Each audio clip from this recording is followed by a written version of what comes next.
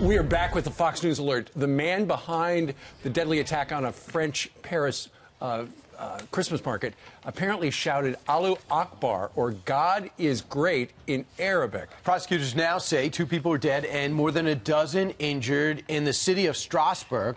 5 people are now detained as hundreds of officers are searching for the suspected terrorist who was known to police, allegedly got away in a taxi. Right now, police are stopping and they're searching cars at the border between Germany and France. So that's the latest. Let's bring in Mike Pompeo, the U.S. Secretary of State. Thank you so much for being here with us. Ames, it's great to be with you all. We have so many topics to get through with you. First of all, what's your reaction to this? So it's obviously tragic. The loss of life is always awful. But these risks of terror, we all need to be mindful. They're everywhere. Europe has got an enormous challenge. The United States tries our best to help them. We try to keep Americans safe when they're traveling over this holiday season. This was a Christmas market. This appears to have been attacked because it was a Christmas market, although the facts are still developing. These are real risks all around the world, and we must always be mindful that America has a big role in preventing terror around the world. Killed? It appears there were no Americans killed or injured, but we still don't have all the facts just yet. Sure. Apparently, he was on a terror watch list. The police were going to arrest him before he started shooting, got to his house, and he wasn't there, so they were unable to arrest him. He was on a terror watch list, though, and we had an expert on this morning about an hour ago who said, why have terror watch lists if we can't keep an eye on people? Yeah, Steve, this is an enormous challenge. We have this problem here in the United States as well. Lots of folks that we're watching we think are at risk. We try to monitor, but the numbers are so big. It's why, frankly, border security matters, too. These are related issues in the sense of we need to know who's coming in and out of our country, so there are fewer people that the FBI and sheriff's offices in Kansas and places like that have to monitor and watch.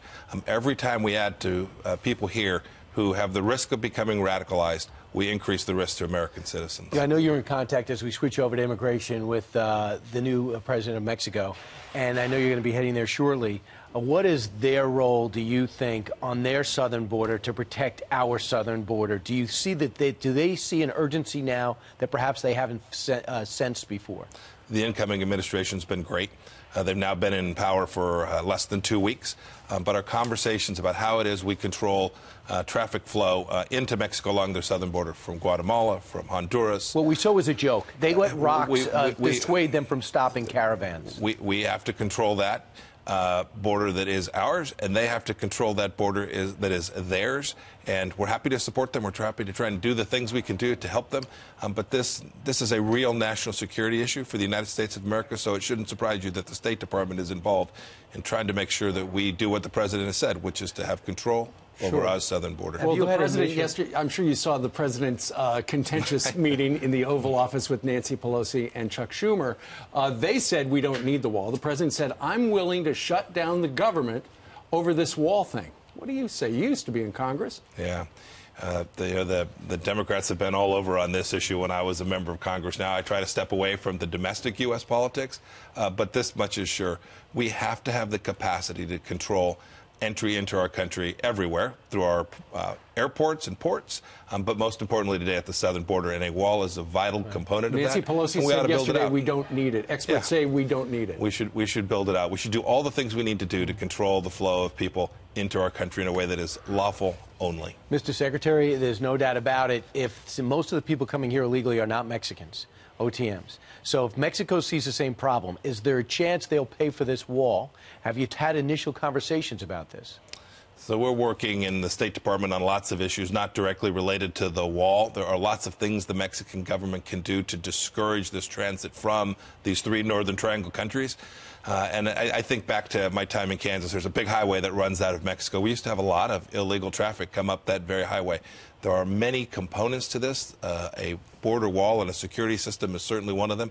But frankly, the most important thing we can do is turn off the flow from those 3 countries and reduce the risk to our Customs and Border Patrol agents, our ICE agents, the men and women who are tasked with apprehending these folks who have transited into our country illegally. Let's talk about the murder of Jamal Khashoggi. The president doubled down on his support of the Saudi Crown Prince, said he's a good ally. You have some senators that are calling for more action. They want condemnation. They want him to be penalized. You're going to be briefing the House today. What do you plan on saying? So we're going to say to the House what we've said to the American people. President Trump's made very clear.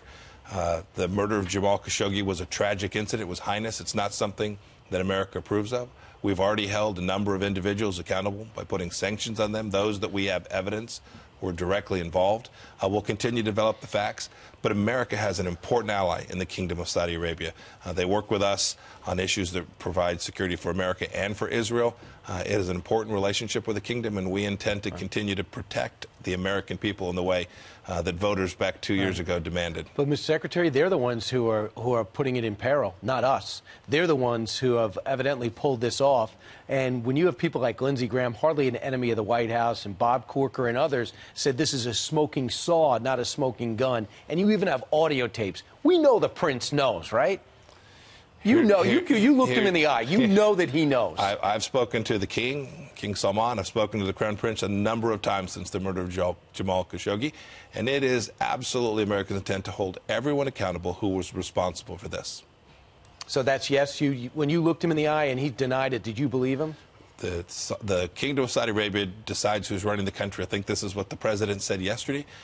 We are working closely with the kingdom to make sure that America is protected. What's your response? That's our interest there. The CIA says that they're highly confident that the Saudi Crown Prince did order the murder of Khashoggi. Yeah, some of the reporting that you've seen on that has been inaccurate. Is that inaccurate? Look, we all know that they're still working on this. This is still a developing set of facts with respect to the murder of Jamal Khashoggi. The intelligence community is working diligently on that. The direct evidence, this is what I've said before, the direct evidence isn't yet available. It may show up tomorrow. It may have shown up overnight, and I haven't seen it. But someone President has to pay the price, though. It's so brutal. Apparently, those audio tapes are awful. The Saudis have already paid the price. There are the folks who actually committed the murder. We've held accountable. We will continue to do that. No one underestimates how horrible this murder was. But remember, Iran is running rampant throughout the Middle East. The death of any one individual is awful. The death of hundreds of thousands of people in Europe or the Middle East or the United States matters an awful lot. And President Trump is committed to protecting America. Well, it's a big story. That's why Time Magazine made murdered journalists the cover story for Man of the Year, People of the Year. Let's talk a little bit about China. We know that the president has tried to equalize the whole tariff situation between us and them, and the stock market has gone up and down and up and down. I know that there are other people negotiating the trade deals and the tariff stuff as well. But what's your involvement in that? Because right now, it looks to some from the outside like maybe we're not on good terms with China. So our relationship with China is a challenging one, to be sure. We consider them a strategic competitor. They are taking actions in the South China Sea. They're conducting espionage and influence operations here in the United States. The latest one was the Marriott. 500 million right. Guests there have their security breached. They have committed cyber attacks across the world. Our effort from the Department of Homeland Security and the FBI and the State Department is to push back against these threats to America from China. Trade is a component of that, to be sure. The president is very focused on making sure Americans get a chance to sell their products into China. It's a big market, and the president is determined to get a level playing field for American businesses. Closer? Are we closer? Yeah, I think we're closer. I truly think we're closer, and I'm very hopeful in the next handful of weeks there'll be some good announcements on that front. This Huawei executive, the president says, I might have to get directly involved if it hurts our trade negotiations. That would be him going into the law enforcement end where there's a trade end. Or do you worry about the president blending the two? We always have to balance American interests. Anytime there's a law enforcement engagement, we need to make sure we take foreign policy considerations into effect. It's totally appropriate to do so. The president's mission is very clear. It's America first, right? Making sure that we protect the American people from threats, whether they emanate from Russia or from China or from any of the other places we've had the chance to talk about. Let's talk about your speech in Brussels. Bold, unconventional. Was your message heard? I think so. We've gotten lots of feedback from it, to be sure. Such as? I'm not sure unconventional is accurate, but we told hard truths about the things that America intends to do. There's this notion somehow that we've withdrawn from American leadership And nothing could be further from the truth. President Trump has boldly reasserted American leadership.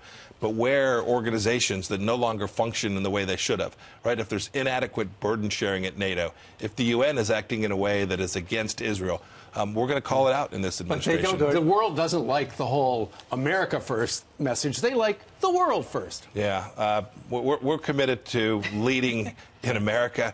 We want them to assert their own sovereignty as well. We want those leaders of their countries to protect their people, too, and we think together that will create peace and prosperity for the world. You're the chief diplomat, but it's obviously the thuggish behavior of the Russians with the Ukrainians taking 3 ships and 24 sailors. Nothing's budged. What could we actually do in coordination with defense to stop the aggression from Georgia to the Ukraine? It's not ceasing, and bombers now in Venezuela. Yep. How urgent is this, and how can an economy that's shrinking like this act as boldly as that? You know, sometimes the last act doesn't appear to be the last act, and deterrence is just on the horizon. We have pushed back against Russia in serious ways. We've provided defensive weapon systems for the Ukrainians to defend their own country. We've sanctioned more Russians than any administration in recent history. This administration's been very serious. We've obviously seen these incidents in the Kerch Strait, and we're working with our European partners for whom this is in their backyard and presents a real short-term risk to make sure they understand the importance of protecting that waterway and pushing back against the Russians in a way that that actually leads to deterrence from this kind of aggression from Vladimir Putin. Well, Mr. Secretary, we know you've been doing a lot of traveling all over the world since you got the job. Thanks for dropping by the couch. It's great to be with you all. Brian, wonderful to see you too, sir. Congratulations on everything. And Merry Christmas. Thank you. Merry Christmas, Steve.